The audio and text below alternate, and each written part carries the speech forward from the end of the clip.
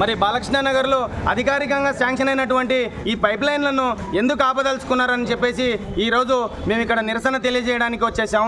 ఈరోజు అధికారుల దగ్గరికి వెళ్తే అక్కడ ఉన్న ఎండి గారు కానీ జిఎం గారు కానీ వారు ఒకటే మాట అంటున్నారు, మీ స్థానిక కార్పొరేటర్ గారు మాకు అక్కడ పనులను ఆపమని చెప్పేసి మాకు లెటర్ ఇవ్వడం జరిగింది, మేము అందు గురించే ఇక్కడ పనులు ఆపుతున్నామని చెప్పేసి అంటున్నారు. మరి ఎందు గురించి ఆపాల్సి వచ్చింది ఆ వివరణ కొంచెం పబ్లిక్ కూడా తెలవాలి కదా, ఏ విషయం పైన ఆపాల్సి వచ్చింది.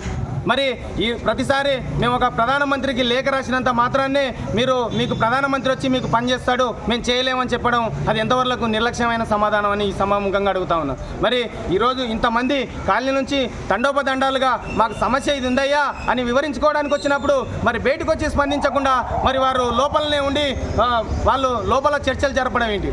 వాళ్ళు చెప్పాలనుకుంటున్న మాట ఏదో పబ్లిక్ ముందర వచ్చి చెప్తే బాగుంటుందని చెప్పేసి ఈ సభాముఖంగా మేము తెలియజేసుకుంటా ఉన్నాం. మరి ఈ ఓట్లేసిన ప్రజలకు అభివృద్ధి చేయాలి కానీ అభివృద్ధిని అడ్డుకోవడం ఏంటని చెప్పేసి ఈ సభాముఖంగా అడుగుతా ఉన్నాం. మరి ఈరోజు జరుగుతున్న అభివృద్ధిని మాత్రం మాకు శాంక్షన్ అయిన పైప్ లైన్ మాకే కావాలని చెప్పేసి మాకు ఇక్కడ అందరం కూడా ముక్తకంఠంతో మాట్లాడడం జరుగుతుంది. మరి ఈరోజు శాంక్షన్ అయిన పైప్ లైన్ వదిలేసి శాంక్షన్ కాని ఏరియాలో ఎట్లా వేస్తారయ్యా అని చెప్పేసి అధికారులను అడిగినప్పుడు వాళ్ళు ఒకటే మాట చెప్తా ఉన్నారు, మాకు ఎక్కడైతే శాంక్షన్ అయిందో అక్కడే వేయడానికి రైట్స్ ఉన్నాయి తప్ప దీన్ని మార్చడానికి వీల్లేదని చెప్పేసి వాళ్ళు వీరికి చెప్పినప్పుడు మేము నాయకులం మా మాట వినకుంటే మీకు మీ ఐఆర్ఎస్ ఆఫీసర్లకు ఫిర్యాదు చేస్తామని చెప్పేసి వాళ్ళని బెదిరిస్తూ ఉన్నారంట.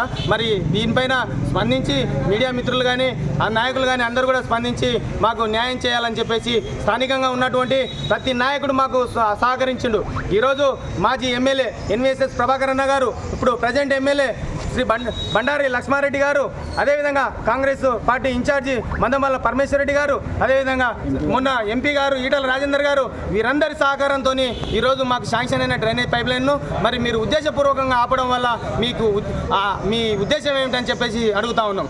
మరి ఇక్కడ నుంచి కార్పొరేటర్ల కానుంచి ఒక దేశ ప్రధాని వరకు మేము మా సమస్యను లేఖ ద్వారా కానీ మేము వెళ్ళి కానీ మేము అన్ని వివరించుకున్నప్పుడు మాకు 72 లక్షల శాంక్షన్ అయిన పనిని మరి ఈరోజు సగం వేసేసి ఇలా ఉద్దేశపూర్వకంగా ఒకటే గల్లీని ఆపడంలో మీ ఉద్దేశం ఏమిటని చెప్పేసి ఈరోజు తెలియజేసుకుంటా ఉన్నాం.